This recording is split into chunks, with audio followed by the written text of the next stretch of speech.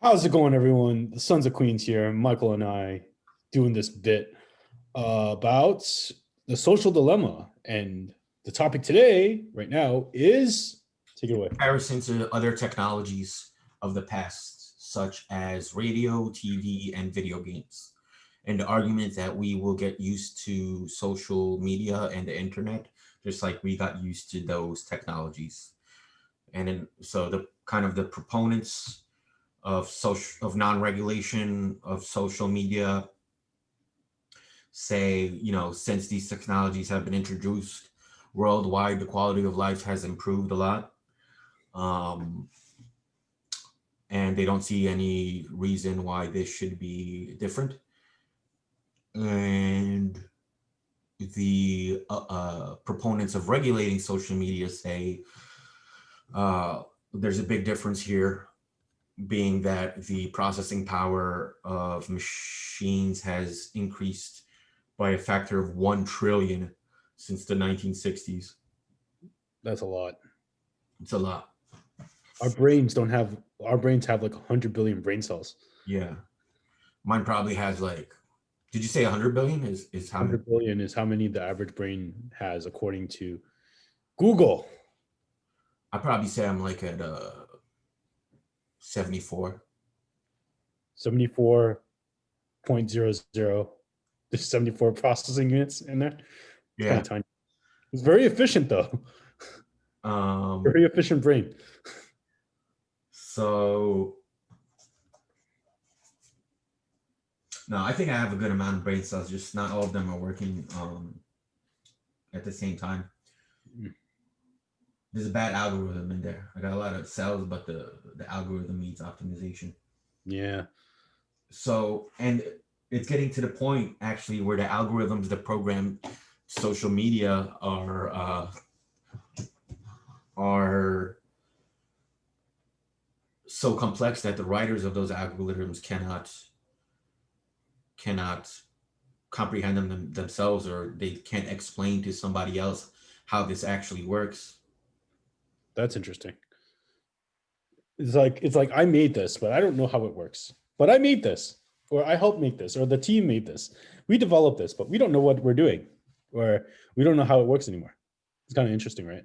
Yeah, and when you're talking about artificial intelligence, it gets a bit scary because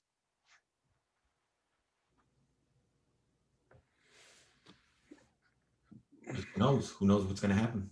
Mm, I guess that's the future for you, right? I guess.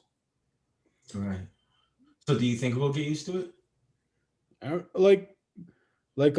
we got used to having TV, right? We got used to having radio, got used to having newspapers. At one point, those technologies were like Consider not the devil. right, like books, right? Oh my god, he reads, right? Witchcraft. Yeah. Like at some point, it's like, but at the same time, I would say social media and technology and computers is significantly more aggressive than newspapers in terms of like you like if I get a book, right? I can't exactly share that book with you without like physically taking it and giving it to you, right? And then or like I can send you a PDF that's going to be a lot quicker, right? Or a social media Facebook post that's instantaneous, and that's like around the world wherever Facebook operates. So I feel like it's more aggressive. I would say like the physical constraints of being able to send information are a lot shorter. Yeah. I remember when we were growing up, they always said the boob tube. Like if you watch TV, you'll turn into a boob. That was like some old slang for like a dumb person. The boob tube, like that stuff will rot your brain. That's what people always used to say. Same thing with video games. Which is funny because they actually say that video games makes you smarter, like playing them. Hmm.